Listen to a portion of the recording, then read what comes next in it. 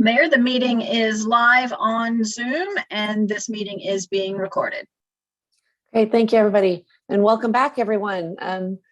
That crazy ending of our meeting abruptly last evening, we decided to continue the meeting until tonight. And there were 3 council members able to straggle on and vote on it to continue it until tonight. So thank you everybody for understanding and joining again tonight. So we will continue where we left off, and we are on item 9B with Barry Foster and the ARPA report. Thank you, Mayor. I was about 3/4 of the way through the report last night, so I won't kind of go back to the beginning again, but I think everything that that I had discussed is in the agenda report, and we've actually I think this is probably the 4th or 5th time that we've come forward to you. And so I think you all understand what ARPA is intended for, some of the general types of uses that it can be used for. You know, I just want to point out that we also did, I think the subcommittee really wanted to try to engage the community and businesses in this process and understanding how they've been impacted and some of their thoughts and ideas in terms of what they think it could be used for. And so the business needs survey was done previously. We've attached that to the agenda report if you wanted to, hope you had an opportunity to review that. But that was really kind of understanding what businesses, how they've been impacted, and some thoughts on how the city might best help them. And then we also did a community survey. And so we were really pleased with the amounts of folks that participated, over 1,304. I thought that was amazing. And so I think that it shows that the community really is engaged and wants to be part of this process. And so we looked at those, and then we also, you chose to do 2 community forums. And so we did those. I think we had 15 people that, or we had 20 people that participated in the first one, and 15 spoke. And then the second one was a little bit down in terms of people participating, but again, we had a lot of folks that weighed in and talked about their ideas for ARPA. And so what the subcommittee wanted to do now is just kind of keep this process moving. And so tonight we've come before you. I think it's important to note that on the 22nd, your next council meeting, we will be coming back to you with a preliminary funding plan that will take us through the end of this fiscal year that we're in now. So it'll go through June 30th of next year. And so looking at the first tranche of money that you've got, and looking at some kind of immediate needs that we've been able to identify, and trying to flush those out and talk about those kinds of things. But then some other things that we think should be accomplished really in that first 8 months or so. And so we actually have been meeting with the subcommittee. We have a preliminary plan in place. We're refining that and excited to bring that forward to you at your next meeting. So as part of that, we're also tonight looking to, and I think it's also important to note that we've got the YIFTY gift card, e-gift card program that we've been working on. And so again, we had a meeting this morning and we discussed that. So I think we're ready to roll that out, and we'll work closely with Thomas, will work closely with the Chamber of Commerce in terms of rolling that out. So the subcommittee has discussed, the shape and form of that pilot program. And so we're hoping that it will be a success. It's been used in a lot of other cities multiple times. And so the pilot really is aimed at getting it going, and then we can make adjustments to it to make sure that it's effective as possible. So that's in the works. And again, we're trying to roll that out and get that going for the holiday period. In terms of tonight, we're coming up with, when we're bringing this preliminary funding program forward, the subcommittee wanted to establish some kind of guiding principles in terms of what would be important in terms of funding that. Again, one of the most important things is making sure that that the programs and projects are eligible under ARPA. Currently, as it's in place, just want to point out that there's some legislation out there that could change ARPA. It was Senate Bill 3011 was approved by the Senate a couple of weeks ago. It was advanced to the House. It's been stuck there. There's some maneuvering going on. I'm sure a number of you are aware that they just approved last Friday night the infrastructure bill. So that's $1.3 trillion. We're still trying to wrap our arms around what all that includes. There won't be direct funding allocations to city, but cities will have their opportunity to go out and leverage and go after monies for a lot of different types of infrastructure types of projects.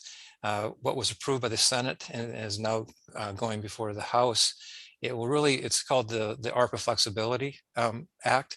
And so it's to allow cities to do some more types of easier kinds of things, and infrastructure is one of the categories that will be kind of opened up. And so you'll be allowed to do some more traditional, if it's approved, some more traditional infrastructure projects like streets, sidewalks, those kinds of things. And so not sure when it's going to get approved. Just, we're trying to track that and keep aware of that. And there's also a provision in that legislation that would allow cities to have more access, looking at that revenue loss that we talked a little bit about yesterday, and we talked about before, not be so rigid in terms of having to use that formula, that calculation that US Treasury has. Give a little more flexibility for cities to have access to those monies and really kind of do what really works best for your community. And so again, that the key thing is flexibility for cities. So we're excited about that. And when we have more information, we'll certainly come back before you can talk about that. So these guiding principles. So on the staff report, it talks about next steps. And so again, ARPA funds don't need to be allocated until the end of 2024. So we have time. It's not a rush to spend all your money, but really kind of do it prudent and what's effective for your community.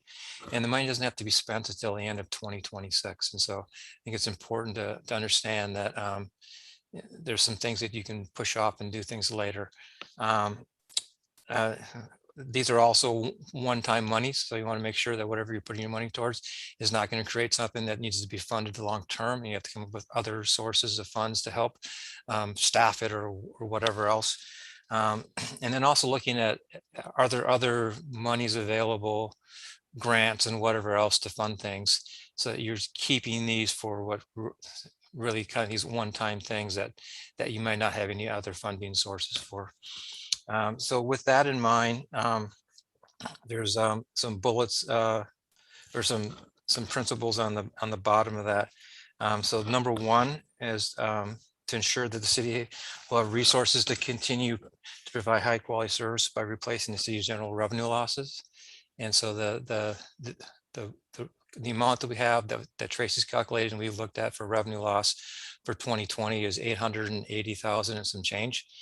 So that can be transferred to the general fund, and that can be used by the city for any general government services or purposes. Can't be used for pensions, can't be used for reserves, can't be used for debt service, can pretty much be used for anything else. But it's really to help offset those revenue losses. Tracy's calculated that's probably close to $3 million in terms of revenue loss that the city's experienced. So the formula that they have, that Treasury has, maybe doesn't reflect or capture all that, but it's really to kind of move those monies and help with providing city services and all those things that the city has to do. And then number two is to support the economic recovery of households and businesses. And so everybody's been affected one way or another, but some have been affected stronger than others. And so look at ways that we can use ARPA funds to help households, whether they have immediate needs, social services needs, those kinds of things. And then small businesses, they've certainly been impacted, but looking at ways that we can help businesses recover and kind of try to get past this thing. I think unfortunately, COVID and the pandemic is still going to be around for a while. There'll be other strains, but it's looking at trying to do the best that we can and move forward with this and helping small businesses recover. And then the third thing is just to help with problems that have been raised by the pandemic for the city and schools. And then fourth is to make investments that will strengthen and hasten the economic recovery of the overall city and its business community. So those are those kind of four guiding principles that were looked at in terms of what are priorities in terms of funding, and a lot of it's looking at some of those immediate needs that really need to be looked at and focused on now. But then it also kind of comes back to those regulations that are currently in place for ARPA and what you can and can't spend this money on. It's important to note that every city is subject to a potential audit. So if you're spending money, you've got to be able to make sure that you're doing it properly and you can justify why you spent that money on that. So there's reporting and everything else that will be required for using these funds. So I think with that, we'd like to, and again, the subcommittee's worked on developing these, and we think they really meet the intent of what the city should be looking at and focusing in terms of these guiding principles. So with that, happy to answer any questions. And the subcommittee members are here too. And so if you've got anything you want to present to them, we're here. Thank you very much. Great two-part report. Thank you so much. So actually, do either of the subcommittee members, do you want to say anything right now before we ask questions? I'll just say one quick thing, and it probably doesn't need to be said, but we received far more requests in amounts far in excess of what we have. So a lot of effort is going into refining the requests and coming up with what we think is most essential in the next few months, and what will have the greatest long-term benefit. Great. All right, and the council member, I just have some questions, but does anybody else have questions first? I thought Gina has her hand up. Well, you know what, okay. I'll just add real quick in follow-up to what Barry and Councilmember Andori mentioned. We are working on finessing this a little bit, even though the initial draft, the initial recommendation, we're going to leave some allocation. We're not going to basically initially allocate all the monies because there's still things to be sorted out, as what Barry mentioned, the new legislation that's coming down the pike and how we might want to best use the monies, as opposed to monies from the infrastructure pod or any place else we can get money. And we are also looking at that and considering that when we talk to all these community organizations that will either partner with or look to allocate funds to as we can, along with that align with the requirements. So we have many meetings that we're still working on and getting through. Thank you. All right, any questions? Vice Mayor Ganga. So, excuse me. So first of all, thank you very much. Great job. I know that the committee is doing a lot of work, and I don't want to miss people, but thank you to Thomas and Barry, and there's someone else who's not on here tonight. Actually, Sandy, she's doing a council meeting right now, and live up in Oakley. So, well, I'm glad that we were able to keep the majority of the team. So, but thank you very much, and I know that you're continuing to work on that.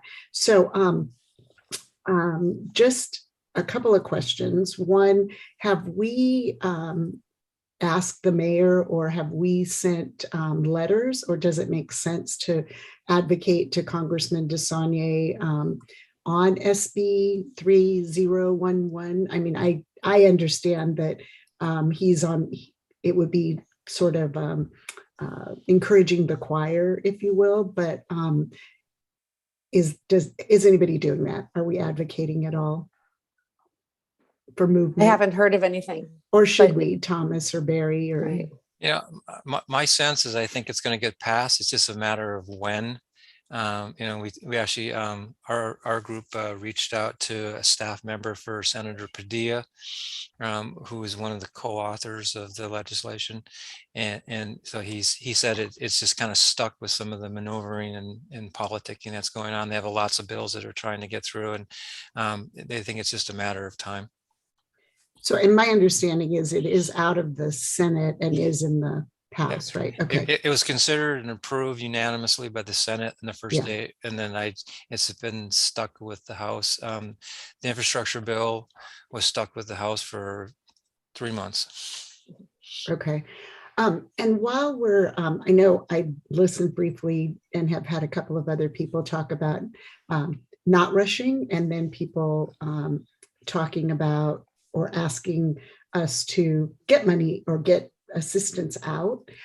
So one of my questions, I appreciate not rushing, but I also, since one of the principles was around helping those most negatively impacted, both businesses and individuals. And thank you for adding that section on how we're working with Townsend to assess seniors and other needs in the community. How are we doing that? And this may be not, how are we assessing those needs, I guess, and determining, getting them back? And then I know we received one communications today, which was the first that I had seen. Are we receiving a lot of requests from families and individuals?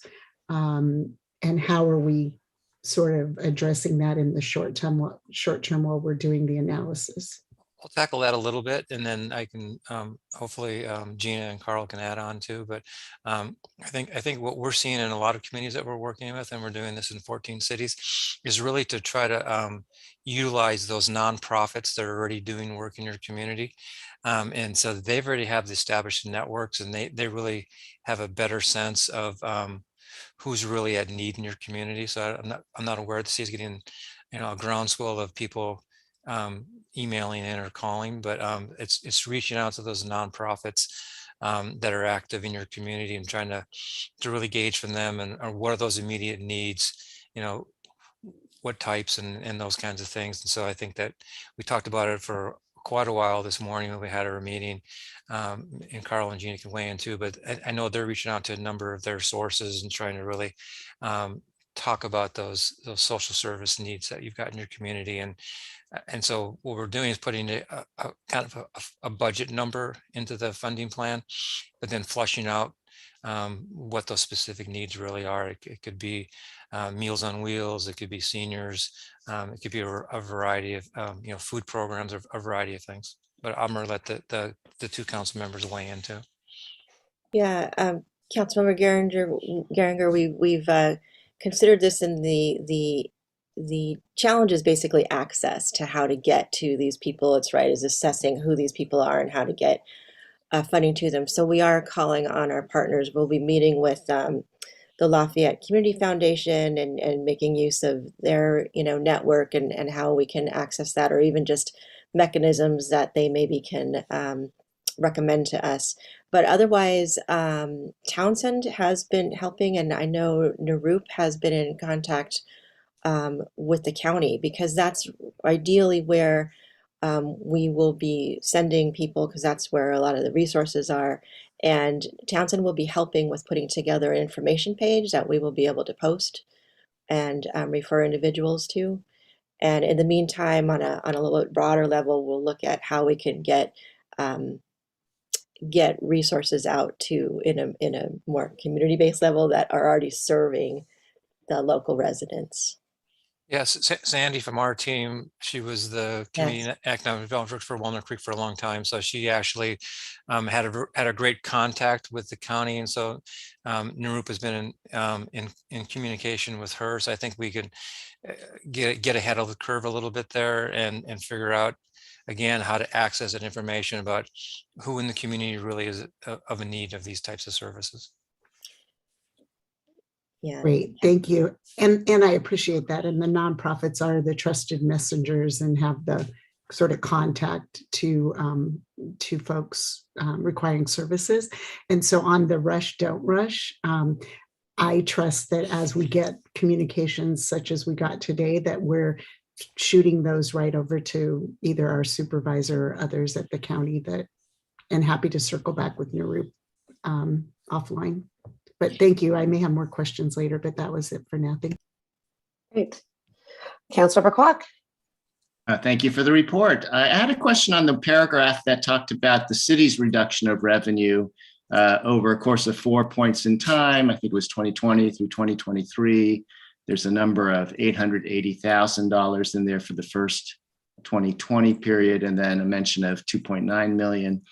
So I guess I wanted to understand that is when the Treasury calculates what cities could ask for, we're actually not going to know until 23. The defendant would only be able to make requests for the things that we do know about. Is that how it works? And I guess in summary, next time you come back, are we going to have a definitive number that we know will be accepted by Treasury? And is that number 880,000 or is it a different number?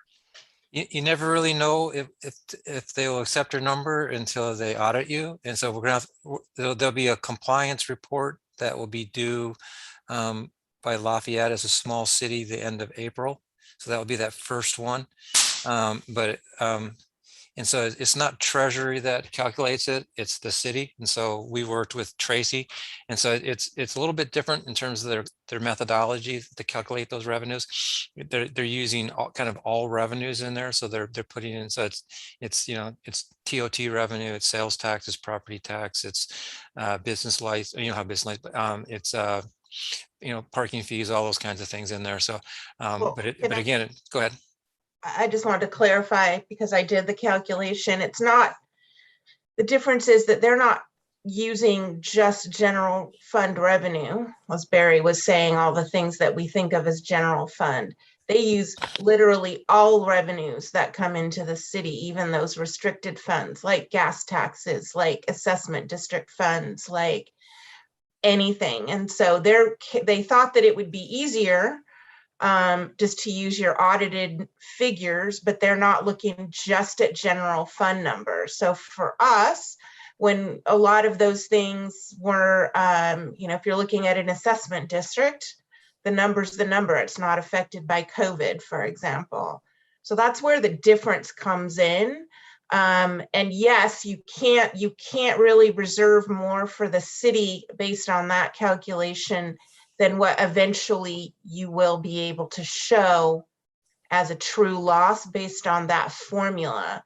What I did to come up with the actual $3 million loss roughly, I am looking at those revenue categories where I know we were impacted by COVID, specifically in general fund revenue, sales tax, TOT, parking.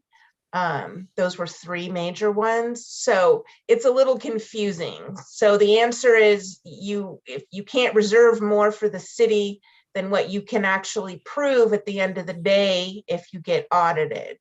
I think what Barry was talking about with the Senate bill that passed with the one we're waiting on is that would simplify things for cities. You wouldn't, cities under 10 million, if you had under $10 million, you wouldn't necessarily have to adhere to their formula in order to recoup general fund losses. If that's approved the way the Senate approved it, it will allow a city to either do $10 million or 30% of your allocation, or you could use the revenue loss, whichever one is best for you. So it'll provide a lot more flexibility. So in the case of Lafayette, I think it'll give you more monies that you can push to to your general fund and do more general government service. I think that's part of it, providing that flexibility. Councilmember Drury. Just to nail down the answer to Councilmember Clark's question, Tracy, you feel comfortable that the number for as of December 31, 2020 is 880,000, correct? Yeah, well, that calculation isn't actually through December 31 yet, but the actual figures that we have, yes, 880,000. Once we are through December, there'll probably be an additional amount of money that we can calculate. But right now, what I know for certain is $880,000. That was through July or June 30th of 2021. And we have those figures. We know what those are. Okay, thank you, Councilmember Drury, because I was trying to get at, like, of the first tranche, 3.1 something million, right? That's what we would be allocating.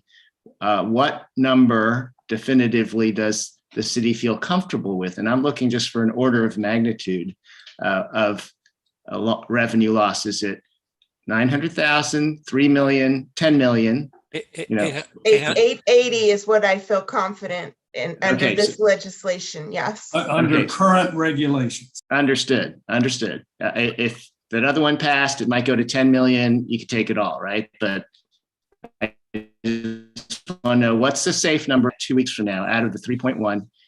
The sort of the realm of the city's version would be 880, right? Yes. And, Yes. but this is only for tranche 1. And then some time later, when we're doing tranche 2, there will be a different calculation that will be different.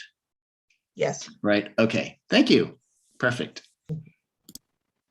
Great, thank you. I do have a question. So in the subcommittee, in your priorities, and it's the order of priorities, could you give me an example, a little more explanation of what you mean by each one of them? Like number 1 is to ensure that the city will have the resources to continue to provide high quality services by replacing the city's general revenue losses.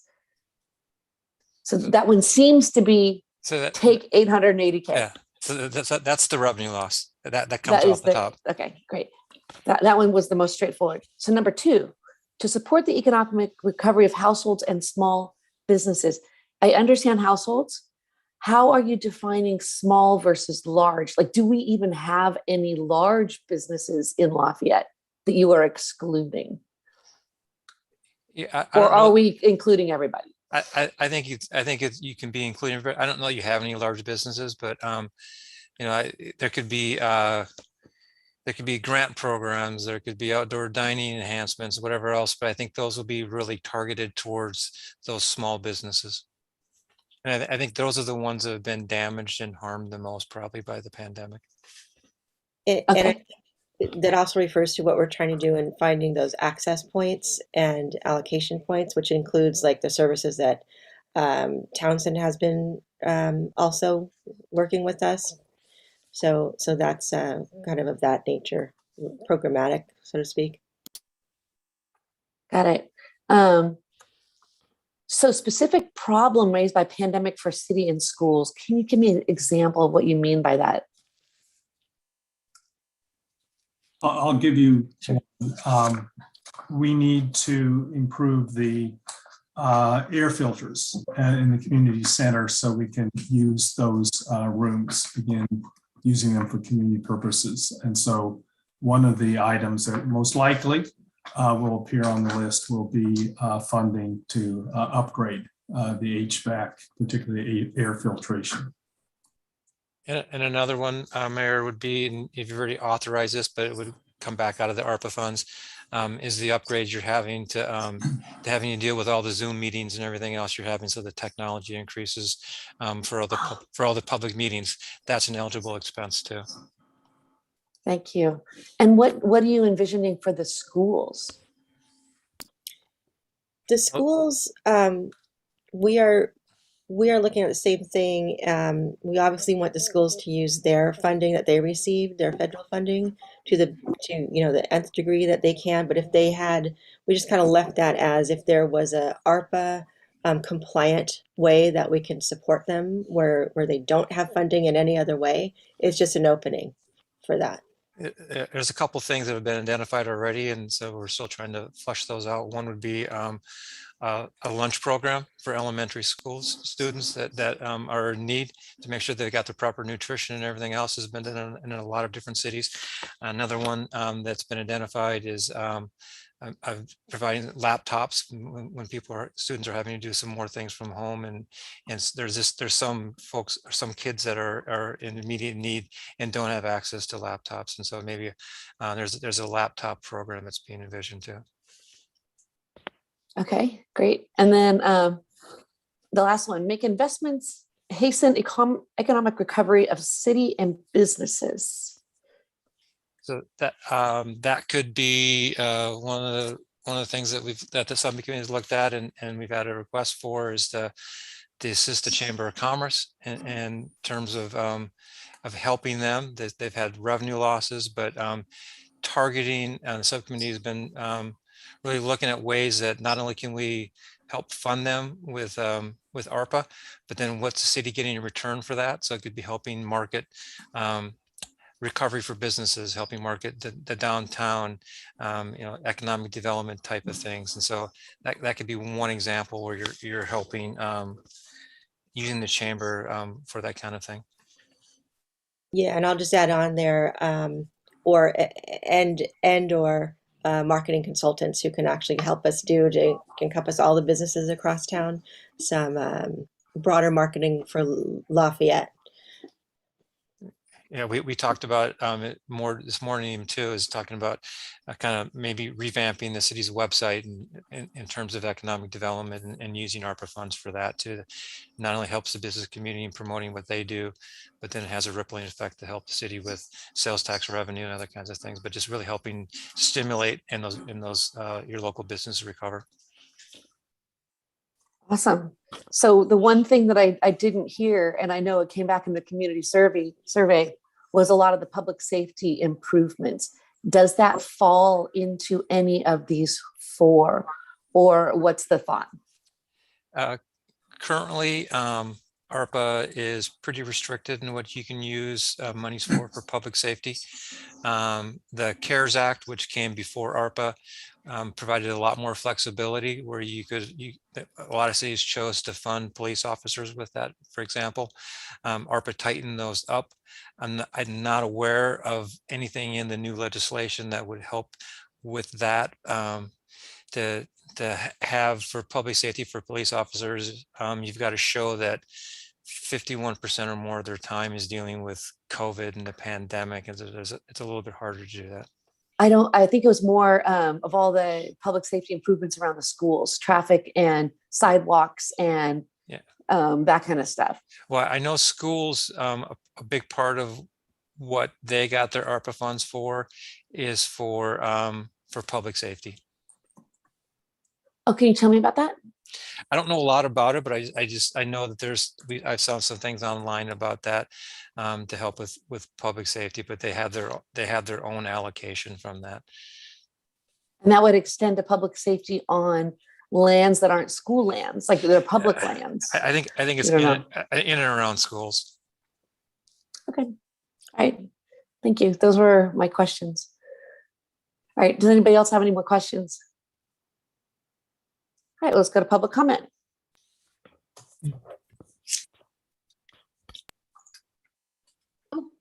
If anyone would like to comment on this item, please use the raise hand feature in Zoom. We had a hand raised previously that fell off. So the first hand I see up right now is David Clark.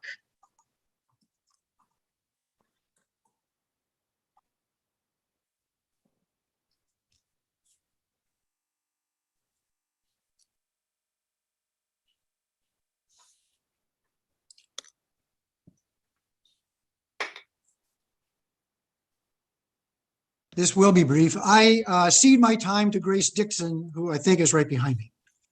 Thank you. You're welcome. The next speaker I'll bring in is Grace Dixon. If anyone else would like to speak on this item, please use the raise hand feature in Zoom. And if you're calling from a telephone, press *9. Hello, can you hear me? Yes. May we please proceed slowly with our decisions regarding our ARPA funds? Since the funds do not need to be obligated until 2024 and spent by 2026, we have time. According to a September 2021 article, most cities are choosing to wait until guidelines are more clear. Specifically, I would like more time to research and explore the investments in parks. According to the U.S. Treasury website, on July 19th, 2021, the interim final rule contains a non-exclusive list of programs or services, along with considerations for evaluating other potential uses of fiscal recovery funds not explicitly listed. The interim final rule also provides flexibility for recipients to use fiscal recovery funds for programs or services that are not identified in these non-exclusive lists, but which meet the objectives. Recipients may also provide these services to build stronger neighborhoods and communities, support social, emotional, and mental health needs, and promote healthy childhood environments. A question 2.1.8 Would investments in improving outdoor spaces, e.g. parks, be an eligible use of funds? The Treasury answers on June 23rd. There are multiple ways for investments in improving outdoor spaces that qualify as eligible uses. These programs and services include services designed to build stronger neighborhoods and communities and to address health disparities and the social determinants of health. For example, investments in parks, public plazas, and other public outdoor recreation spaces that promote healthier living environments and outdoor recreation and socialization. Treasury.gov, pages 4 through 11. We have 2 surveys this year alone that list parks as second priority, second only to safety in one and only to infrastructure in the other. In addition, there are literally decades of surveys that list parks as a key priority. May we please assign ARPA funds to hire additional consultants to complete 5 tasks. 1, correct all downtown area zoning to allow public parks and playgrounds as a matter of right. That gun shops are an allowable use, but parks and playgrounds are not, is unacceptable. 2, correct the noise ordinance to allow the sound of children playing as a permitted noise in commercial, multifamily residential, and single-family residential zones. This will eliminate the catch-22 that currently exists in R6 zoning that permits parks but does not permit the sound of children playing in them. 3, complete the final steps to bring the MOU between the city and the Lafayette Community Foundation to the City Council for review and approval so that LCF may begin to raise funds for downtown parkland acquisition. 4, complete the final EIR review and process necessary to finally achieve play elements in ADA access at Lee Creekside Park, now more than 4 years after the City Council approved its amended master plan. 5, find and identify additional highest and best use sites for downtown parkland on both sides of Moraga Road, both developed and underdeveloped properties. Our ARPA investment plan requires vision, and vision takes time. The residents have prioritized parks for decades, and this rare infusion of hard-wrought funds can make our priorities a reality. We are a city of financial investors, successful business people, and profitable real estate developers. We need to learn from them and start working the system like they do. We need to think long-term and wrestle back the legacies we have lost or are losing due to state laws and lack of city planning 100 years ago. Now is the time to do that, and we need to take the time to do it right. Downtown Lafayette residents currently have less than 2 square feet of parkland per resident, less than 2% of the parkland needed to maintain health per the World Health Organization. After the approved 988 housing units and the over 2,000 RENA housing units, downtown residents will have less than 1 square foot of parkland per resident. We have failed in over 7 attempts to create downtown parkland this year alone. 1, Madison is developing what was supposed to be our active library park into a 97-unit, 4-story development right next to our single-family neighborhood. We never purchased the land or the dream, and that is a very hard lesson for all of us. 2, Wilkinson Lane, a fresh and painful failure. Last Friday, I found out the central downtown site, ideal for parkland and natural creek views, sold to a private buyer after we had pursued it for 7 months. Our local businesses would have profited in the millions by the foot traffic that park alone would have generated. 3, Monroe Avenue, 3 acres of exceptionally beautiful and mostly pristine creekland with established trail access within 1 block of 2 public schools. We stalled and the property was sold. Another rare opportunity was lost. 4, Nifty Thrift. 5, the Nut Factory. 6, the 76 station were sites pursued for parks, but all failed this year. 7, additionally, we pursued creating a park at the library amphitheater site, but the Library Foundation declined the idea. Our system to develop and acquire parkland is broken. We all share in this problem. We are simply not nimble enough to compete for desirable Lafayette property and do not have the staffing to complete projects when obstacles are encountered. We need ARPA funds to begin to mend our broken process and help us achieve our parkland goals. To paraphrase a neighbor of mine, to quote, having access to parks and playgrounds is not a family issue. It is a community issue, necessary for our health. It is absolutely imperative that Lafayette incorporate outdoor play areas for all ages and abilities in high-density areas where families do not have a yard of their own. I see this as a moral imperative, and lack of access and unwillingness to change that is a form of discrimination and inequality, end quote. We have a bit of funding to help bring downtown parklands to life. Step 1 is the staffing to do it. The current staff is stretched far too thin. Our long history proves that we need additional paid staff, albeit temporary, to make change. I'm a Parks, Trails, and Recreation Commissioner, but these comments are made as a private citizen. Thank you for your time. Thank you, Grace. Any questions for the speaker? I appreciate it. Thank you.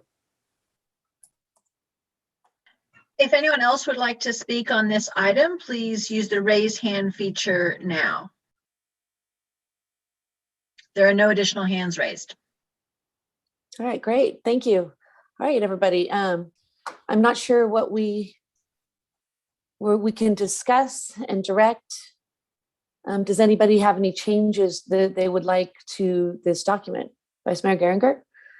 I don't have changes to the document. Okay. Yeah, I appreciate the work that everyone's doing. I did have another sort of a follow-on to the questioning that you had, Mayor Kendall. And Barry mentioned it at the beginning of his report, but we received today our initial analysis of the Build Back Better bill that was passed last Friday, and from Townsend and from Cal Cities.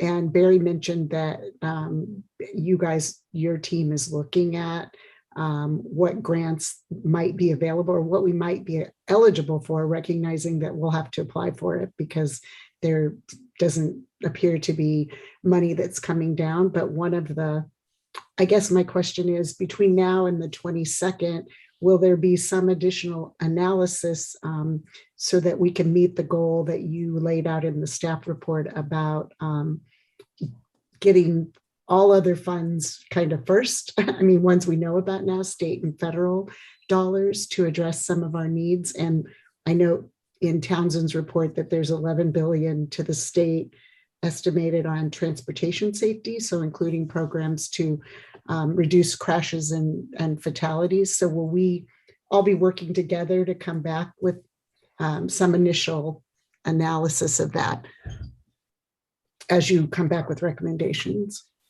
Yeah, I think the preliminary plan that we're going to bring forward to you on the 22nd, I think we're leaving infrastructure kind of alone for now to figure out what the legislation is going to happen with 3011 and really to better understand the infrastructure bill.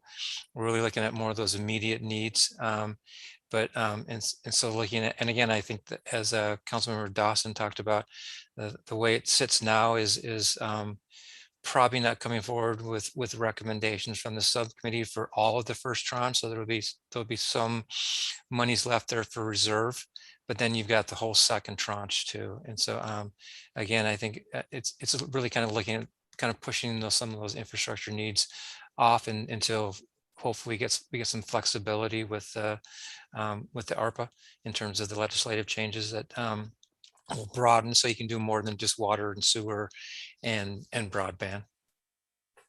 And just to embroider on that, I think it's fair to say at the beginning of the process, we thought that some of the money that would replace city revenue would go into the general fund.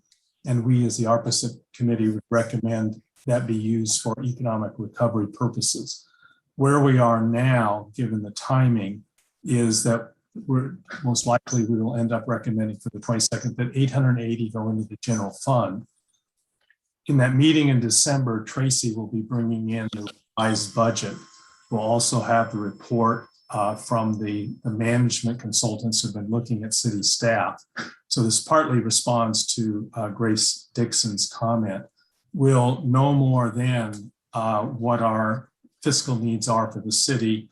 We'll know what the recommendations are for additional staffing or reorganized staffing. And so we'll have then this 880,000 that can be used accordingly once we have that new information. So we're not rushing to allocate the funds. We're leaving a larger amount for future expenses. And in terms of infrastructure, I anticipate that the need to look at what we're going to get from the federal government or through the state government with respect to infrastructure, that's going to become more important when we think about how we expend that $880,000 that's going into the general fund. So that's, I think, just slightly further down the line that we need to take that into consideration. Thank you. Any other comments? No, I don't have any. Thank you for the report. And thank you for the explanations and where we're going, and can't wait to see it. Thank you. Thanks, Thank you. Thanks, Thomas. Thanks. Tracy. All right, so now we'll go to, well, item 10, but we don't have any staff reports. We'll go to item 11A, the Miramar project.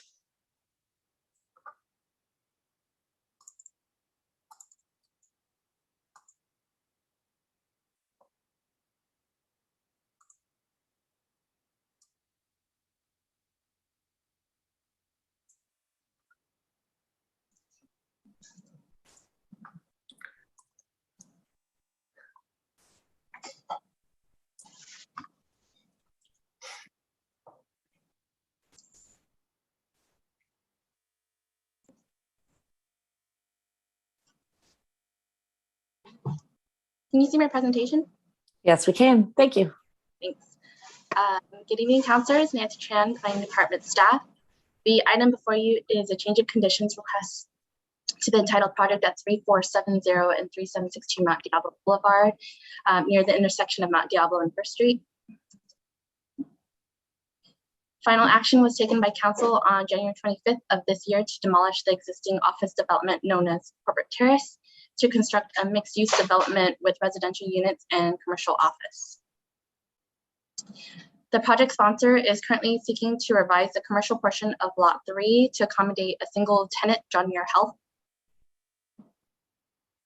No changes are proposed to the approved residential housing, parking, overall site configuration, or the landscaping plan. This is a brief summary of the project data, showing a site reduction in the gross commercial area and an increase in impervious surfaces due to the footprint and massing modifications. On October 27th, the Design Review Commission reviewed the proposed changes and forwarded a recommendation of approval to City Council.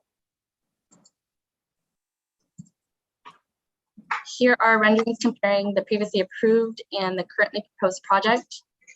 Please note that the new renderings don't reflect the landscaping proposed and approved for the project. The building is reduced from 3 stories to 2 stories on the west wing and 3 stories to 1 on the eastern wing. Overall, the maximum height of the top of the roof remains the same to accommodate for special medical ventilation required by the tenant. The height doesn't include the equipment and the screening above, since that is exempt from building height measurement per municipal code. Overall, the changes are consistent with the design, downtown design guidelines and complies with the downtown specific plan, except that it does meet one of the objective standards, which limits a consistent building height for a linear distance exceeding 60 feet, and that's on the western wing. The applicant is seeking a waiver from the standard under state density bonus law. The building is sited in the same area with the site expansion in its footprint. The previous footprint is shown on these plans outlined in red and imposed on the new footprint. The massing reduction reduces the gross floor area by approximately 7,300 square feet, but reduces the usable area by approximately 2,200 square feet.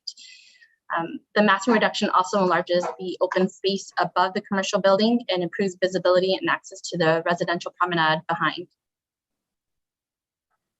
The building architecture has been simplified and proposes more muted colors and materials.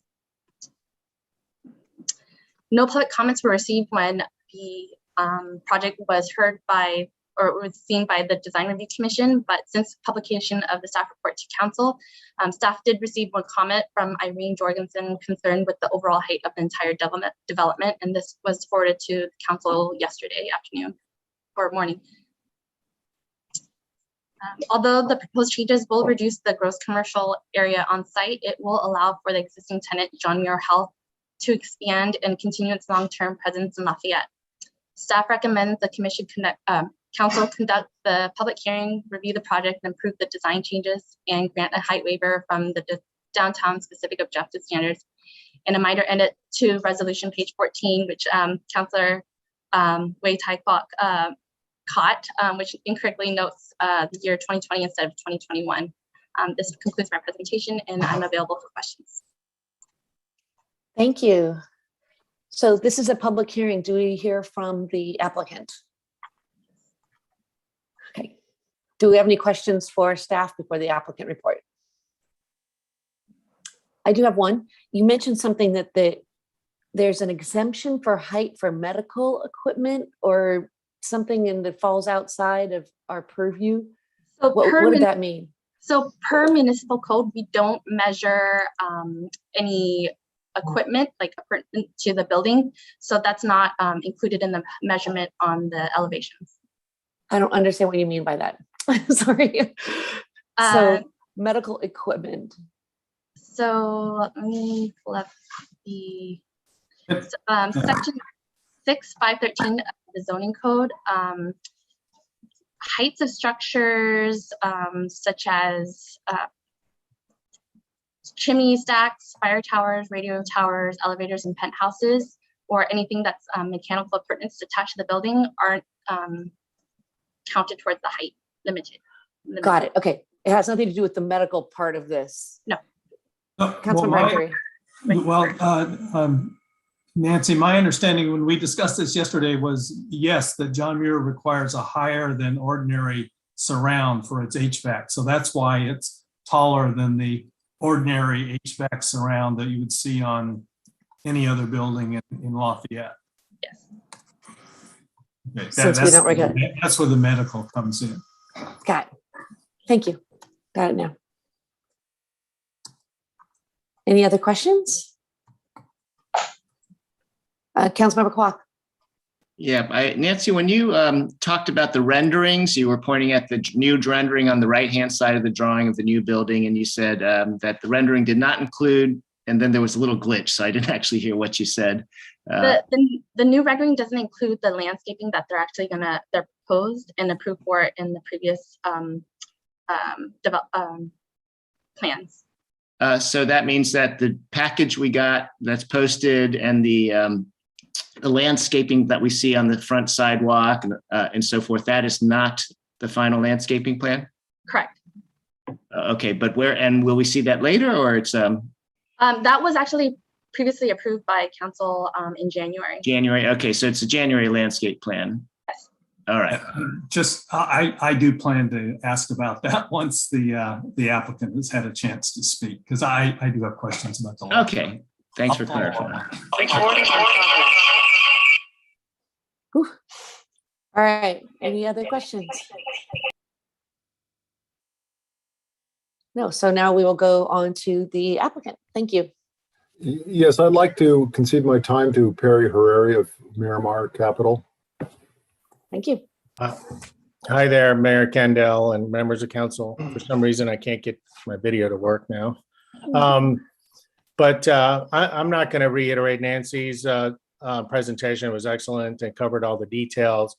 I just want to point out this is just about the medical office building tonight. And tonight, if the council approves the staff recommendation and John Muir Health's board approves this plan, we'd be very excited and pleased to announce that John Muir is willing to commit to a long-term presence to serve the Lafayette community for a very long time. They're talking about expanding their current 8,000 square feet currently on site to almost 3 times the size, 22,000 square feet, with lab space and future expansion space to a brand new state-of-the-art medical office building that'll provide the standard of healthcare that this community really needs. The current facilities are dated; they're over, almost 40 years old, and this is just a fantastic opportunity to make this project come to fruition and happen.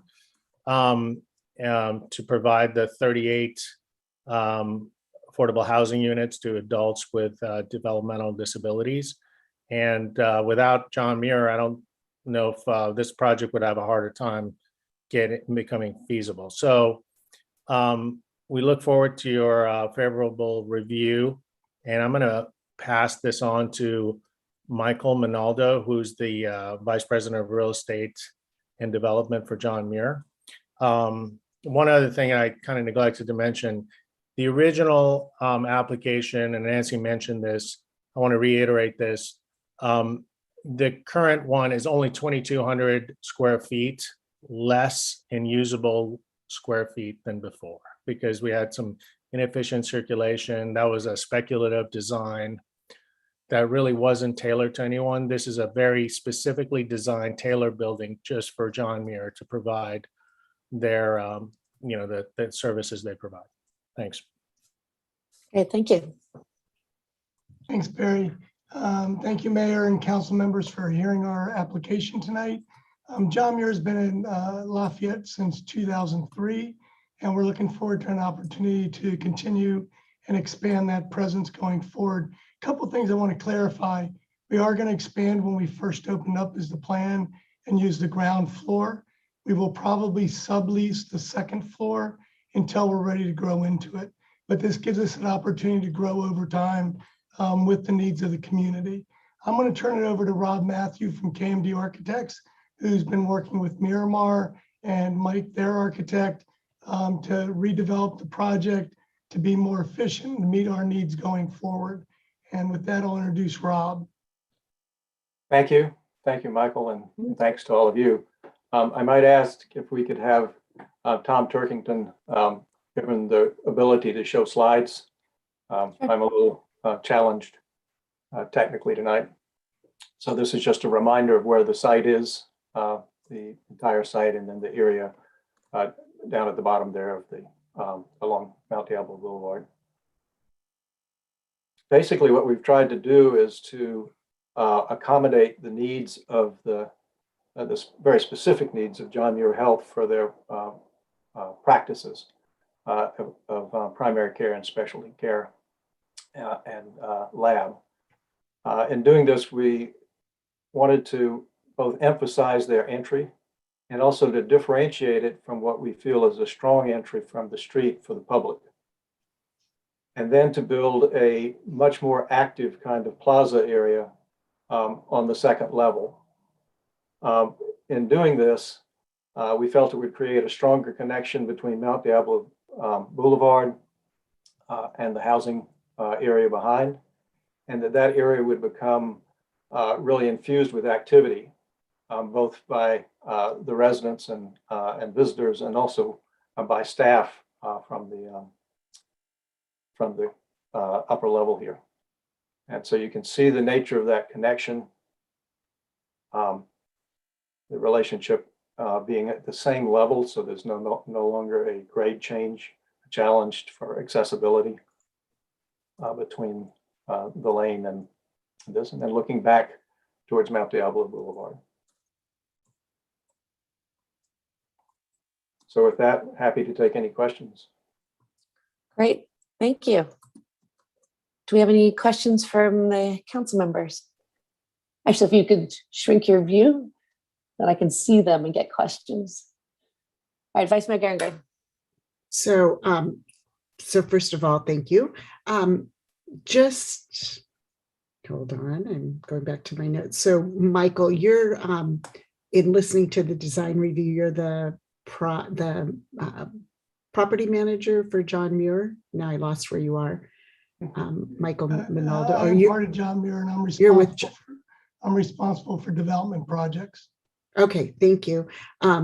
Sorry if I gave you a demotion or something, but when you noted, so I know one of the concerns was, losing some of the commercial space. And I think this is the first that I heard that John Muir would likely be subleasing the second floor.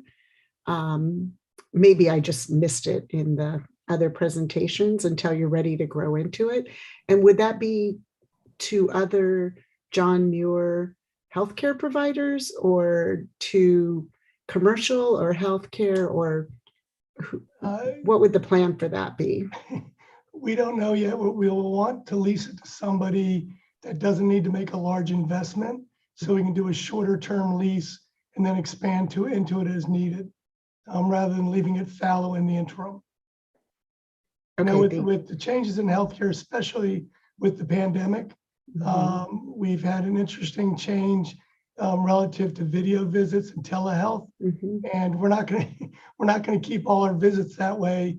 But it has allowed us to be more effective and efficient, and actually offer more convenience to some of our patients. So we're still working through when we'll need additional exam rooms versus what we can absorb into our additional existing capacity that we have right now by being more efficient. Some of our patients have absolutely loved it. Everyone's gotten a lot better at Zoom. And there's some visits where it doesn't need to be in person, but there needs to be good communication. There will always be that hands-on touch that we need, but this gives us the flexibility to do it long-term. Okay, thank you. And I also had questions about the landscaping, but I heard Councilmember Andori say that he had some questions about. All right, and Councilmember Kwok. Thank you. Good presentation. And I had two questions. Number one, I noticed that this is going to be for primary care and also specialty care. And I wonder if you know today what the specialty cares might include for Lafayette. We're still going to be working on that business case because the project doesn't open for a couple of years. But we can expect things like, you know, urology, some orthopedics. We'll be working with our physician network on what that demand is. Okay, and is there a lab that's in the current space that was going to move over? LabCorp has space now on the property, and we will be reaching out to them to offer an invitation for them to come with us. I see. And then, thank you. And then on the second floor sublease question, obviously makes sense. If it's more space than you need, you don't want to leave it vacant. But then if it's going to be, it's currently designed with exam rooms, and obviously medical establishments have much higher standards. Do you envision that the subtenant will be a healthcare related subtenant, or could it be general office, or what do you think is the likely tenant? And is it going to be multiple, or would it be a single? I wouldn't rule out medical, but subtenant, but most likely we'll be targeting some sort of office tenant that requires nominal tenant improvements. We've laid out what that floor will be, but on day one, we're going to leave it shelled. And then whatever the tenant needs, in an ideal world, we'd find one tenant that's a perfect fit. But we are prepared if we had to subdivide it, that we'd have a way to do that also. Okay. And is there access to the second floor, like for the public? Would they go in the main lobby and up an elevator to there, or would they take the stairway up the right to get to the plaza and get into the second floor? It probably depends a little bit on the tenant and what their needs are, but there is a separate exterior elevator and stair that they can use if ours isn't open. If you go to some of our newer clinics, like in Pleasant Hill, and you look, this isn't like you walk in, there's a bunch of suites. It's fairly open. So after hours, we wouldn't be able to have other tenants coming through. But we'll work that through with the tenant that we find for the space. Got it. Thank you. No more questions. All right, Councilmember Anduri. Well, first I want to say it's exciting to be able to look forward to an expanded John Muir facility, a major John Muir facility in Lafayette. That's great. And Mr. Minaldo, I want to say I appreciate the specialties you mentioned. If you had added cardiology, you would have had me covered. So I appreciate it. But in terms of the practices that will be there, would it be fair to say that the general practitioners will be emphasized? Or is that, you will be expanding the general practitioners who are in Lafayette? Right now, the current plan is to go from the 3 to 4 that we have today when we first open up to 5 to 6 primary care with rotating specialists coming through on the other side of the floor. Okay, thank you. Okay, you answered my LabCorp question. Now, in terms of the landscaping, I take it, I mean, this is the plan we had for the January meeting. It was the December 7th 2020 landscaping plan. Is that the one that, and I'm not sure who would answer this question, but is that the one you're still working with? Yes, the plan that you're holding in your hand demonstrates the street planting that we're proposing. And then the John Muir version now actually has a little bit more of a setback from Mount Diablo behind the sidewalk that will be able to landscape even more than that. Okay, I was wondering if that was the case. I appreciated that. I think that's a great thing. But one of the things I'm really interested in, are you still planning? I count 9 red oaks along the Mount Diablo frontage. You still planning on the yes, the street planting and the wells will be as approved in that plan that you're holding. Okay, well, you don't think you need to change any of that placement based on the? Some of it, it was brought up in the design review about emphasizing the corner a little bit better with landscaping where the stair comes down. So that would be something that we would look into to custom the landscaping for that area there. Okay. And then it's going to be the stash along the east side of the building? Correct. Turning the corner going up the driveway. Okay. And around the area to the right. Correct. Yeah. What we can do is, and we've totally planned on this, is that when we get our approvals and the footprint approved, then we're going to go back to the landscape Ridley design, and we'll submit something to Nancy, and she can pass it around because we do have to come back with a full set of construction documents. Okay, so in the conditions of approval now, there's I think it's phase 2. You come back to the design review for final approval plans. Correct. Happened with these new plans as well, but there's nothing about the landscaping. Can we add that? Would you be okay? Definitely. Get a final sign off on the landscaping. Definitely. That would be a good condition to add. Great. All right. Thank you very much. You're welcome. Councilor Dawson. Hi, thank you. It is exciting. It is definitely different, though. You know, this is a kind of a marquee, obviously, John Muir, especially in that particular area. That's like right in the center of downtown. So that's quite a feat. I wanted to ask about the park space. In the initial plan, it was really, you can come off of Mount Diablo into it. And up to the second floor, you're saying that might be dependent on the people who sublease that second story.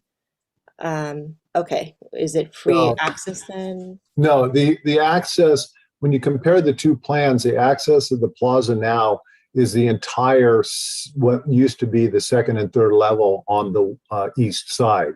So we've, prior, it was a plaza between the two wings. Right. And now it's in the entire space. So that will be developed however the second floor tenants lease it or not. That plaza will be developed with the access from Mount Diablo Boulevard up and through. Okay. If I could clarify, when I was responding to the question about getting to the second floor tenant, that when we're not open, they may use that stair and elevator, but that would be used by residents, and the public could get up there, at regular hours and evenings and things to get from Mount Diablo up to the residential property. I see. Okay. And we think by opening up that corner, it makes it much more inviting to make that connection. Okay. And are you comfortable also with the parking situation, with more doctors and potentially more visits? The ratio we're going to have with the new project, and Rob, you can speak to the specifics, or Mike, is substantially better ratio than we have today. Frankly, parking's horrendous there. Yeah, in that corner, obviously that's access to the freeway. So, the circulation around that, you're comfortable with as well. Okay. And that's something I guess for staff, have we considered that there's any, I guess there wouldn't be any additional trips around there that we would calculate in, because it would be less commercial space than what was proposed before. So, okay, just confirming. Thank you. Great. Yeah. So that, to follow up on your parking question, how many, that was one of the things I was going to ask too, how many parking spots do you have for that commercial spot? I just wasn't able to find it. About 70 spaces for that commercial spot. We calculated it.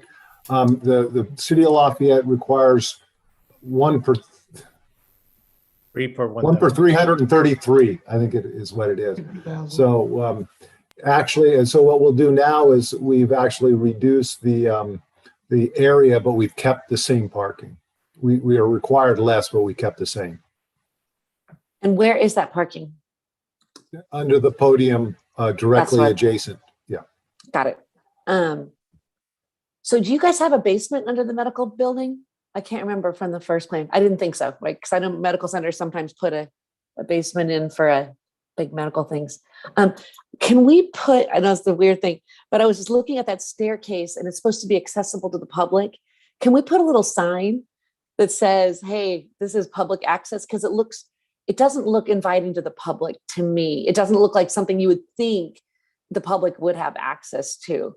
And it just seems like it make it a little more welcoming, because that was one of the thoughts. All right, Rob.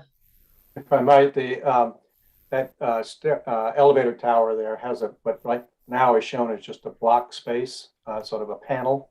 And the assumption was that there would be, in that panel would be a signage that would make it clear that that's both public and also a tie back to the Lafayette Lane residential. Perfect. Thank you. And it seemed like in that big plaza, the employees would want a bunch of picnic tables, a place to have lunch kind of thing. And I just didn't see any of that. I know that's not a final design and it's probably not something we approve anyway, but as an employee, they typically like picnic tables. Actually, there are some proposed there under that trellis along the Mount Diablo frontage. Oh, perfect. Oh, okay. Got it. And if I don't put them there, one of the managers will order them. So we'll do it so they look nice. Appreciate it. All right. So that was all the questions I had. Oh, Councilmember Dawson. I was going to follow up on that. One of the things that I've been looking at a lot with these above ground things is definitely building in shade areas with our climate change and all, and the temperatures that get so high in Lafayette, just to keep that in mind. Okay. All right, so we're done with questions. All right, let's go to public comment.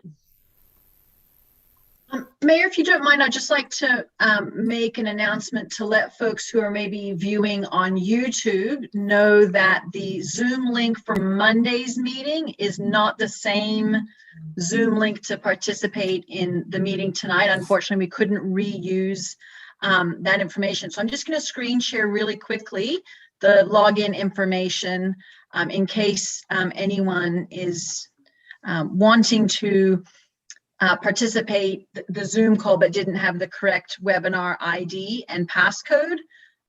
For tonight's continued meeting, the Zoom webinar number is 86005450580, and the passcode is 341687. If anyone would like to make a public comment on this item, please use the raise hand feature in Zoom or press *9 if you're calling from the telephone.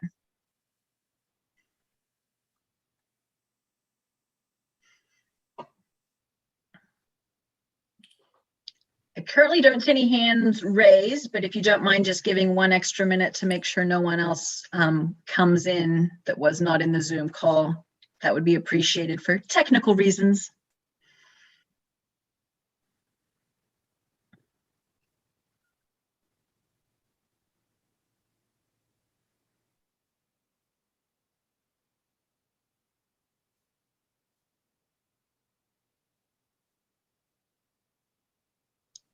There is still no raised hands. Okay, well, thank you. We'll close the public comment section, and I guess there's no rebuttal from the applicant since no public comment, unless you want it. You're allowed for a closing statement. I You think guys we'll are all leave it- good. We'll leave it alone. Okay, all right, thank you. Okay, so so for us as council members, we have this resolution under conditions of approval. Does anybody, we can go through it, but does anybody have any specific changes they would like to include? I know, Carl, you talked about adding the landscape to the plan, to the conditions of approval. So why don't we start with the conditions of approval? I'm getting down to those. Okay, yeah, I didn't have anything on the resolution. Okay. And on the condition of approval on page 4 of 8, it talks about the applicant submitting the detailed design development plans to the Design Review Commission for approval prior to building permit issuance.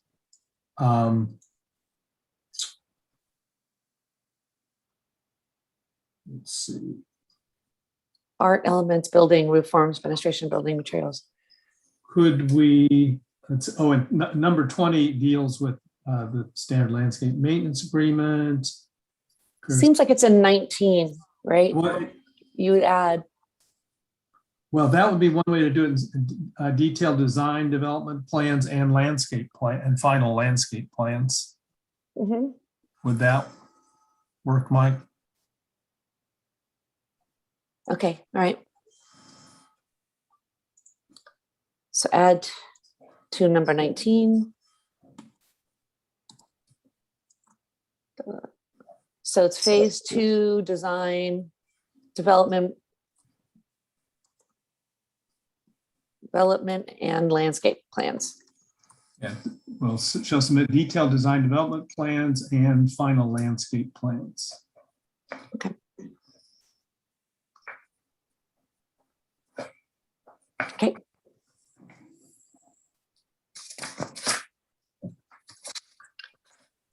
All right, do any other council members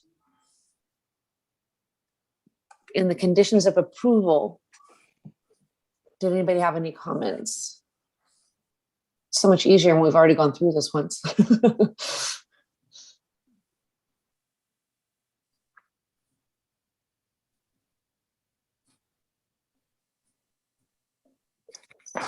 I am not seeing any other comments. No. Okay. So let's go back to the resolution. And I too didn't have any comments in the resolution. But does anybody else have any comments to the resolution?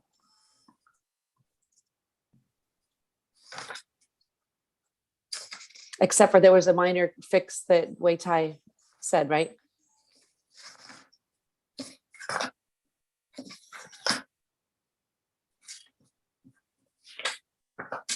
No? Okay. All right, so do I have a motion?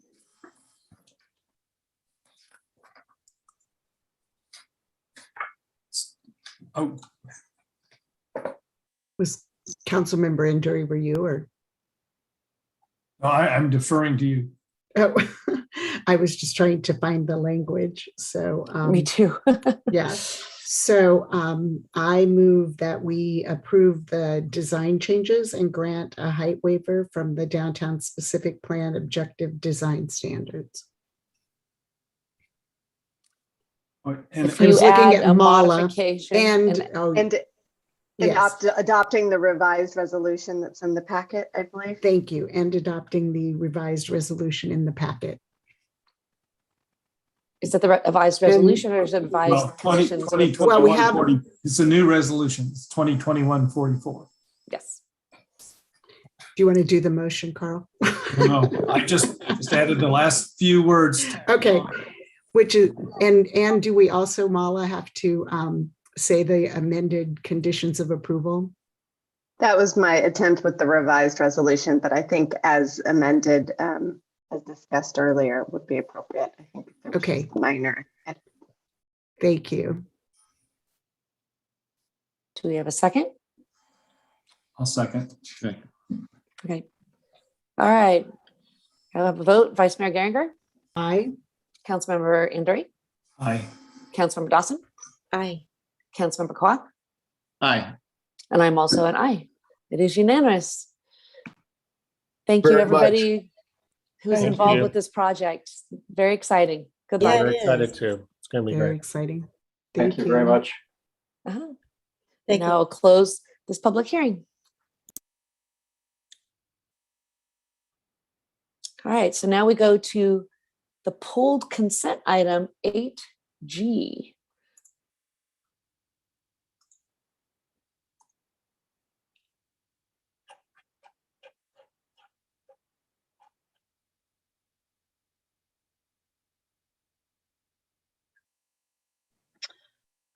Mayor, I'll bring in David Clark, who pulled the item. And we don't need to bring him in. Oh, that may be in process. I apologize. Not a problem. No, he can pull it, but we'll discuss it like a normal I see. meeting. Sorry Thank about you, that. though. No problem.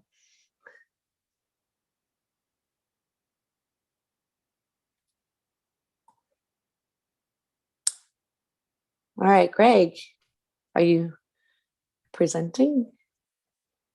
I had not prepared a presentation, but the council had previously asked staff to look into land value recapture and the concept of that tool as a tool for land use and public finance.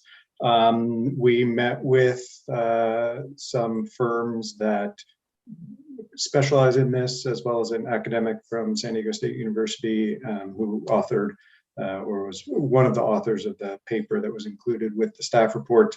I think we have a understanding of land value recapture and that it is a tool for public benefit financing or funding infrastructure and other public benefits as a tool where the land value that would accrue to a property or properties in a given area stem from some public investment or regulatory decision that would increase their value above and beyond the basis, their baseline. And so that would need to be above existing zoning and density bonus law or proposed zoning and density bonus law that is a function of another statutory obligation like RENA. So understanding that our current RENA allocation is 5 times our last cycle, 5th cycle. So we're at 2,100 units plus a buffer. We anticipate that we will need to upzone the downtown to some degree. And so as an example, pure hypothetical numbers, but as an example to illustrate land value recapture, if to meet RENA, we were to upzone from 35 dwelling units per acre in the downtown, which has been the zoning since the city incorporated, to 50 dwelling units per acre. Density bonus law would apply to either the 35 as of today or the 50 as of when we upzone.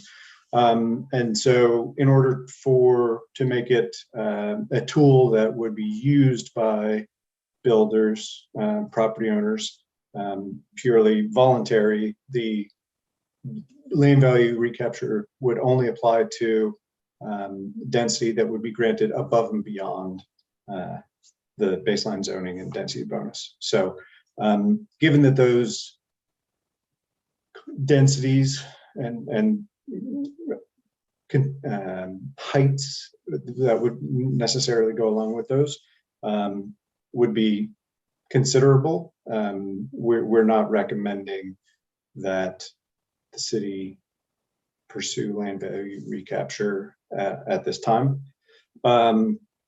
Other mechanisms for public finance discussed previously at the council, but specific to development projects. And as the city's number of units grows and the population grows, there's a increased need for public services, and the state law allows the city to charge impact fees, which are based on a nexus study. And so we have roughly 4 currently, 2 for parks, well, parkland, park dedication, walkways, and drainage impact, I believe. And so there are others out there that could be contemplated. So we're recommending that we put a comprehensive development impact fee study on next year's, the next fiscal year's planning work plan. Happy to answer any questions. Great. Does anybody have any questions? Councilmember Dury. In terms of impact fees, you pointed out we have the parkland acquisition fee and the development fee, and that applies citywide. It applies to multifamily developers, it applies to single family residences.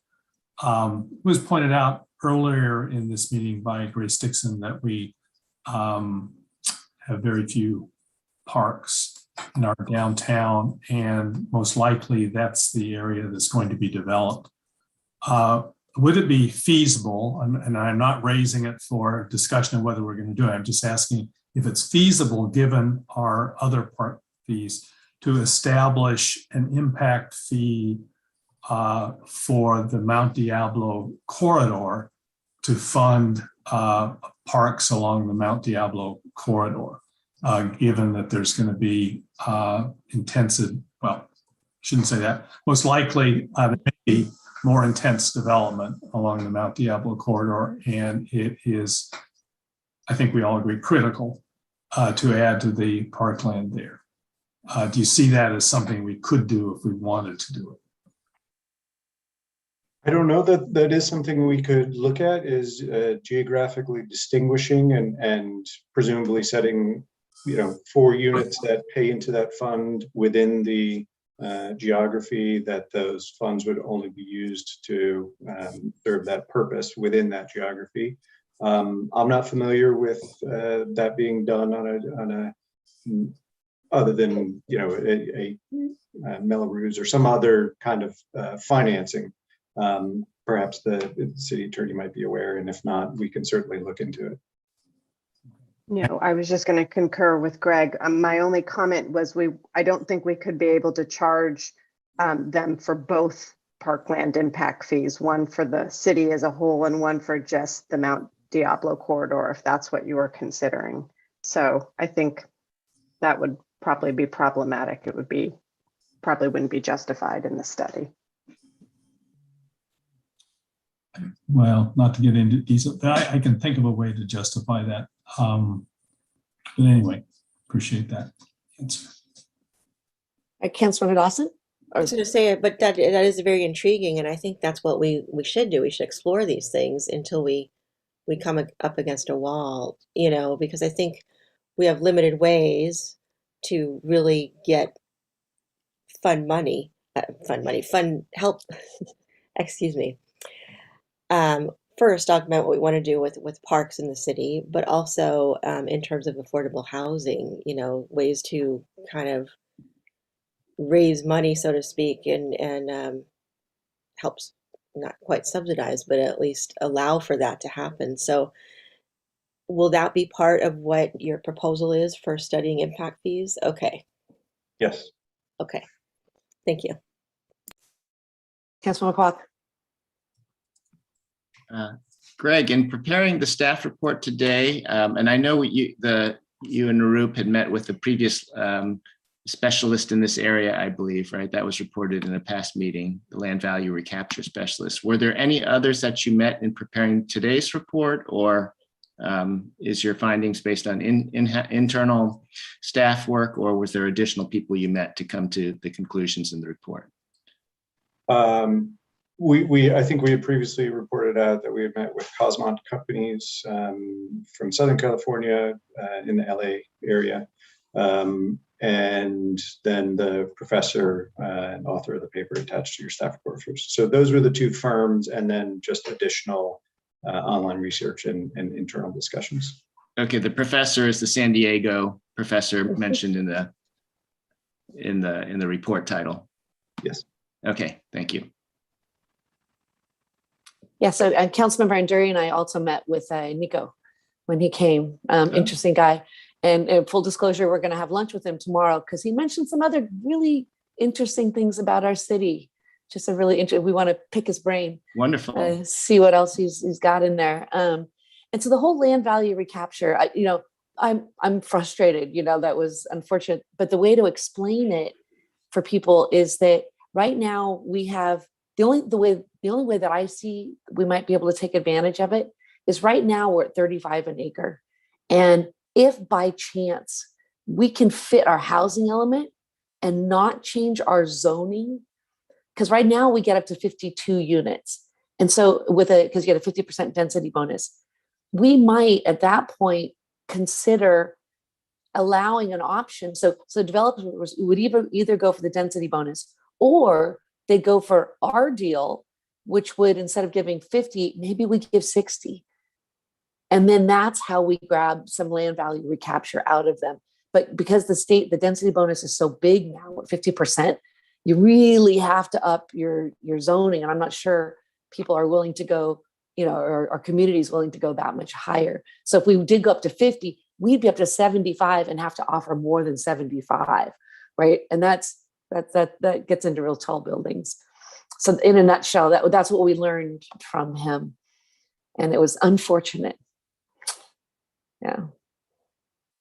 Anyways, do you have any other questions? Vice Mayor Geringer. So I have a question on as we're directing the staff and the Planning Commission to look at our development impact fees.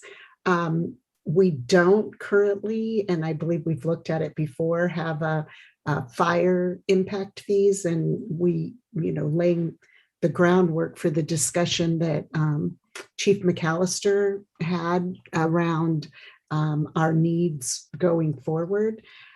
I guess how soon before we think we're planning for needing a ladder truck and a new station and all of those things do we do the assessment and the nexus study for fire related impact fees?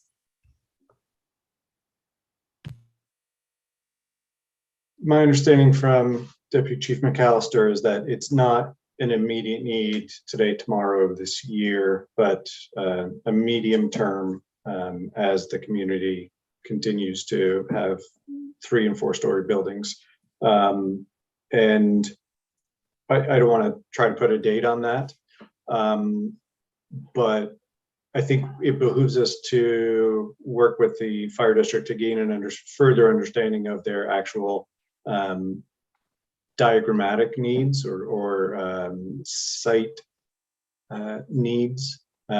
This has been on our radar for a year or two, and as properties have come up for sale, just like we've advised Parks, Trails, and Recreation Commission, we've also advised the the fire district. This property is up for sale if it may meet your future needs for a station. None has thus far. So we can work with them to develop a budget and kind of timeline and incorporate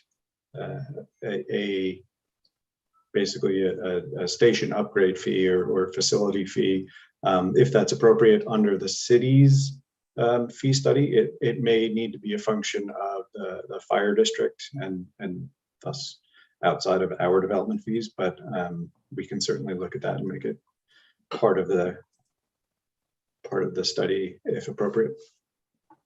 I know that today in my day job, I listened in on the fire district board meeting, and they provided, Chief McAllister provided an update to the Board of Supervisors. And said that he had come to our meeting and let us know about these future needs. And I also did just a little quick research and know that there is already, I mean, the fire services impact fee from Confire,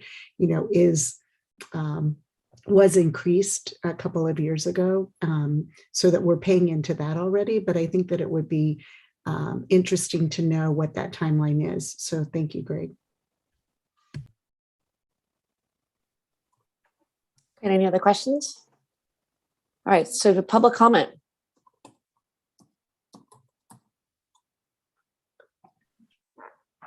Thank you. I will bring in David Clark, followed by Grace Dixon.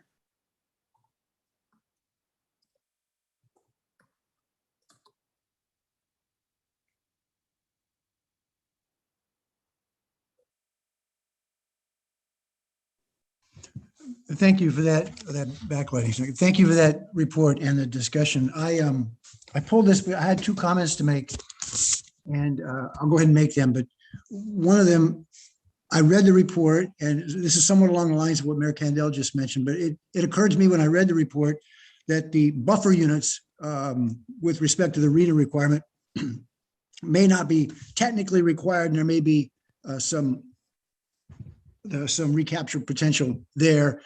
Subsequent to that, I think I may be wrong about that. So if those are required, then they fall into you can't double dip basically. So but anyway, my initial comment was I thought there might be some potential with the buffer units. The second comment I wanted to make was that we on the Creeks Committee have had some very preliminary discussions with Park Trails and Recreation Commission about setting up something. This is really at the nascent. It's really just the beginning, setting up something along the lines of a development fee for creeks. Because one of the things we've talked about is, for example, trying to acquire easements across current creek setbacks for existing properties from current property owners, such that those are in place when the property sells. The Creeks Committee itself has no funds to do that. But anyway, that's one idea that we were tossing around. But in a result of that, we've been contemplating looking into either sharing with Park Trails and Rec an impact fee or having our own impact fee. I'm not sure where that's going to go. And I appreciate the difficulty of a nexus study that needs to be done to make either of those happen. But I just wanted to make you aware. And I thought, because that report's going, we're putting this off until next year, which is fine. I wanted to be some record someplace that's in process to augment the report along those lines. Those are the two comments that I was going to make. The reason I pulled this last night. Thank you. Thank you. Any questions for the speaker? No, thank you, David.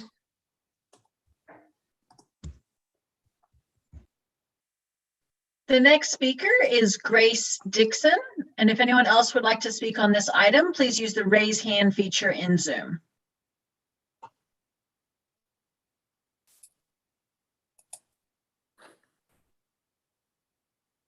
Good evening, everyone. I want to say thank you for bringing land value recapture to the City Council in this discussion. I really value that you made this part of the public discussion. So a lot of what I had to talk about tonight has already been discussed, and so but I'm just going to read it off. So what is the timing of the 2022-2023 planning development work plan that will discuss this? That's number one. And I did have the same question that David had, which is, if the buffer is not required, then is that part of something that we can apply to the land value recapture process? And then what Carl brought up, somewhat, the parks and creeks add value. So when we eventually create creek walks and we create parks, it will create value to the land. So I would like to have the land value recapture in place before we do that, so that if we actually create a creek walk and a downtown park, that then we can capture the land value increase of the nearby properties. Then finally, we may eventually upzone, and that was exactly what Susan was alluding to, that I've heard that the math basically works out that if we, the 35 units per acre, we could achieve our goals. But we might not do that. We might say, well, over here we want 60 and over here we want 70, so we can protect this other area at whatever, 20 or whatever it is. So, but we're not required to do that. So may we then capture it that also, as Carl alluded to, if there is some way, I'm sorry, Councilman Anduri, if there is some way to get the nexus just for downtown properties, because what's happened today is the parkland fees are not applied to downtown. And so the most seriously impacted areas downtown do not get parkland. They do not get creek walks. We do not get amenities. And so there's, as a lot of the land value recapture documentation states no densities without amenities. Well, we're getting the densities, but we're not getting the amenities downtown. So we need to fix that. So say we decide to upzone the Oakwood area to get those fields. That will not only upzone, which we're not required to do, but it'll also increase because of the fields. And I'm running out of time. Okay. Santa Monica has done a lot of creative things with land value recapture and its senior housing and its low income housing and its downtown area. And Santa Monica has a lot of similarities to Lafayette in that it's upscale. And so I would like us to look at Santa Monica and its use of the land value recapture policy. I made it. Thank you. Thank you. So many questions that I'm sure we will. Does anybody have any questions of Grace? Councilmember Anduri. Yeah, great sprint at the end there, Grace. That's good. I just wanted to clarify, when you talked about upzoning the Silva properties and fields, what did you mean by that?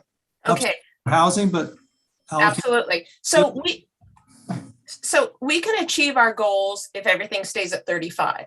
But what if we as a city, looking forward, say, you know what, we can do that with something with that De Silva property, and we can upzone that zone, because right now, what is it, R10 or something like that? I don't know. So what if we made it 35, 50, 70, whatever? What if we made it that and also put ball fields and a whole, rec center there and bathrooms and everything?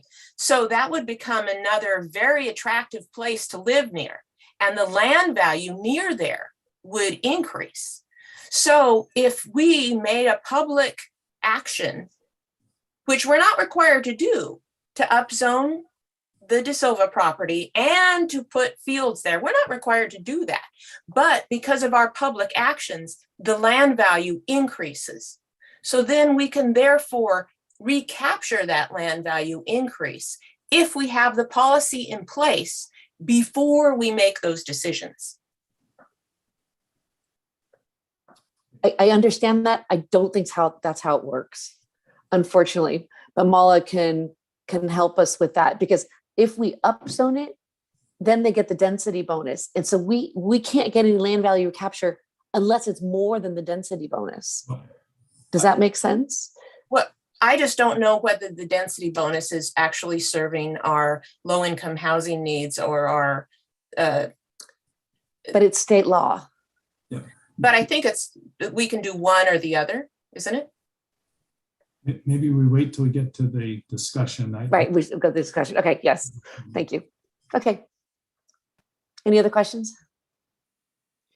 Thanks. A lot of great ideas and comments. Thank you, Grace. All right, any public comment? Yes, the next speaker is Cheryl M. And if anyone else would like to speak on this item, please use the raise hand feature in Zoom. Currently, there are no other hands raised after Cheryl.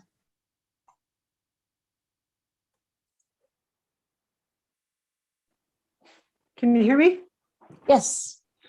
Okay, so I wanted to second or support what Vice Mayor Geringer just mentioned about the fire district and Deputy Chief McAllister. And what I recall from that meeting when he came to the city council is that he talked about it, them needing close to an acre of land for their big truck in order to turn around. And we don't have many properties available that are that size. We have one currently. So I know that it's not something we have to do now, but we also, if we're going to be doing all this building with housing, we need to be careful that we don't lose the opportunity to create this new fire department.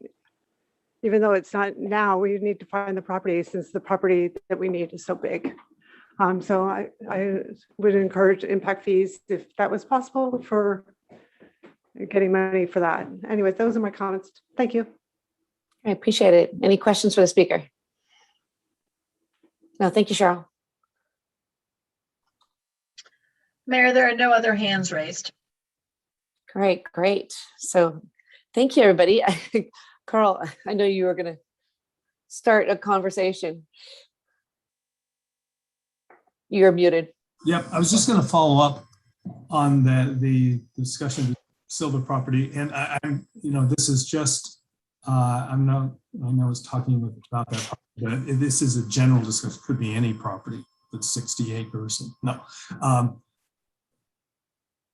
let's say that we go through the housing element and we are able to hit our arena numbers plus buffer by zoning in the downtown area, maybe BART, but we don't do anything with the silver property. And then we wait a year. Greg, would it be fair to say that our normal way then, if we wanted to encourage what Grace has said, we would in effect work on a development agreement that would involve, development agreement would basically say we want X number of housing units and we want X number of ball fields and other recreational facilities. If we're looking for a developer that wants to do this, and the city council will make the zoning changes that make it necessary. You sign the development agreement, and that's how we get ball fields and a housing. Would that be accurate? Yes, that's how we've done it before, Councilmember Anduri. And then you can negotiate with the developer, the property owner, for whatever it is that you can mutually agree to. Okay. So you don't upzone it. You wait, as Right. Councilmember Anduri mentioned, and you say, if we upzone to whatever it is that would work for both parties, then you would give us X, Y, and Z, right? Whatever that list of benefits for the community would be. And then you do that via a development agreement. It requires an ordinance to be adopted. The agreement is prepared and approved, and then the city would then proceed to upzone the property accordingly. If the city doesn't upzone the property, then obviously the development agreement would have no effect, but that's how the process would occur. Okay. Great. So does anybody else have any questions or comments? No. So I'm not sure that the recapturing the creek walk values, that something that doesn't seem like it fell under land value recapture. Like grabbing these easements and building walkway across that, there's no way for us to monetize that on the current value from the current landowners. Do you see any chance of that? I don't. I'm not an academic in the area of land value recapture. I think so. We would need to have some sort of economic analysis done in order to try to make the case for the increment in property value that may accrue from a public facility like a creekside walk. And it may also be the case that it's either net neutral or a reduction in property value because now you have kind of members of the public walking through adjacent to the backyard. But so it would just take an economic analysis to go along with the to back up the potential for land value recapture. I mean, I think it would be relatively small in the grand scheme of things if we could do that. Great, thank you. Any other questions, comments? Councilmember Jerry. Yeah, I would, with respect to creek easement, just point out that it was mentioned at one point that perhaps we'd lost out on creekside easements when certain properties, such as the nut factory, had changed hands. But I would just point out that a sale, just a straight sale, is not a point at which we can come in and ask for anything. If the property is subdivided, then we can, but a straight sale, that's not an opportunity point for us. Thank you. I didn't know that. But thanks for the clarification. Getting easements. All right, thank you. So I think we are done with this topic. Thank you, Greg. Mayor, Councilmember I Jerry. think there. Well, I just want to confirm that we do want to direct staff to replace the review and updated Thank you. fees Yes. on the planning work plan. Yes, thank you. Sorry about that. So do I have a motion? Actually, a question beforehand, based on what we were talking about with like, is this as update the impact fees on the existing programs for impact fees, but will you be studying then impact fees for affordable housing as a separate issue? And should we add that, or is that just? We would ask you to amend your direction to staff to update existing and study new development impact fees so that it is comprehensive. Our current set is limited in scope, and we would recommend as broad an approach as possible to finance the infrastructure that's necessary to serve the new residents. Thank you. Councilmember. I really appreciate that, because I had thought that we were approving a look at other possibilities. So thank you. Thank you for clarifying that. So do we need to amend that then, Carl? Could Carl just move that to? Do we need to amend his movement? Yeah. Well, okay. That we direct staff to review updated development impact fees and potential additional impact fees. We put that on the 2022-23 planning work plan. Second that. All right. Any discussion? All right, vote. Vice Mayor Geringer? Aye. Councilmember Nderi? Aye. Councilmember Dawson? Aye. Councilmember Kwok? Aye. And I'm also an aye. Thank you. It passes. You, thank you, David, for pulling that for discussion. Thanks. All right, so now. All right, council and commission reports. Do we have any reports? Councilmember Nderi? Yeah, I just quickly at the beginning, I want to express appreciation, and I'm sure all council members joining this, for the way that you modeled civility last night in the way you led the meeting, because I think it was challenging. I think I probably would have reacted differently to a couple of the speakers. So I think the very gracious manner in which you reacted was a great model for us all. So thank you. I really, really appreciate that. Thank you very much. All right. Any other reports? Actually, I do. To follow up on Councilmember Nderi's comment about David Clark saying that he wanted a trigger review list, right? Like basically the parks and trails would be notified and creeks will be notified if a particular land is for sale, I don't even know if the city knows about it too quickly. But is there a possibility to send out notifications to Park Trails and Rec for, possibly interesting properties if we know about it?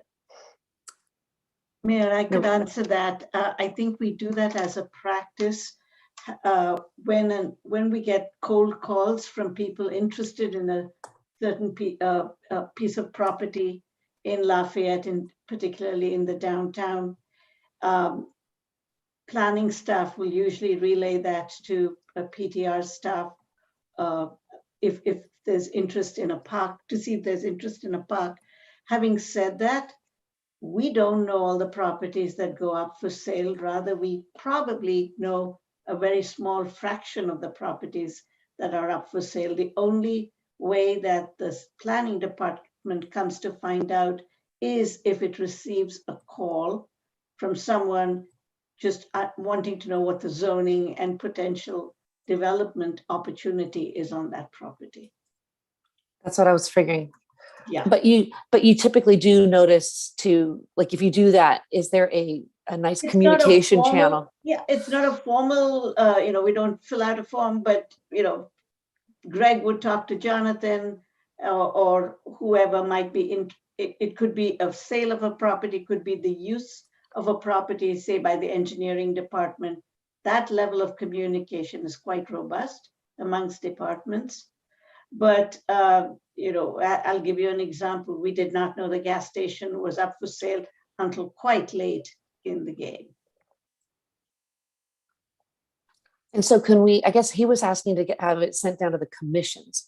It wasn't just staff, right? That was the request. Yeah, and we actually its protocol is to tell the department that staffs the commission so that they can relay it to the necessary commissions, because each department is responsible for about 2 to 5 commissions.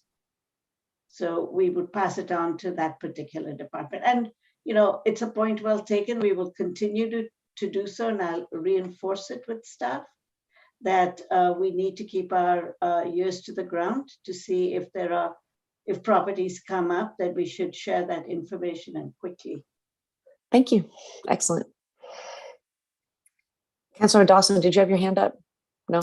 I was just going to ask a question if we could have a mechanism with anyone in the local real estate market that could, be that ear.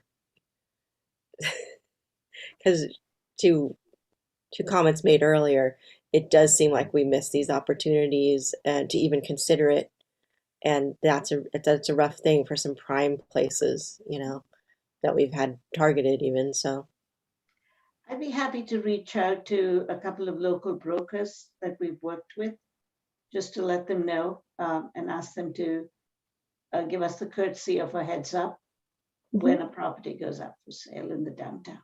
Well, thank you, Narup. Mayor Kendall, I think we're probably past. That's what I was thinking. I'm looking at you going, ooh. I know people were looking, and I thought we were wrapping up, so I stopped. But I think this might be a nice point to wrap up.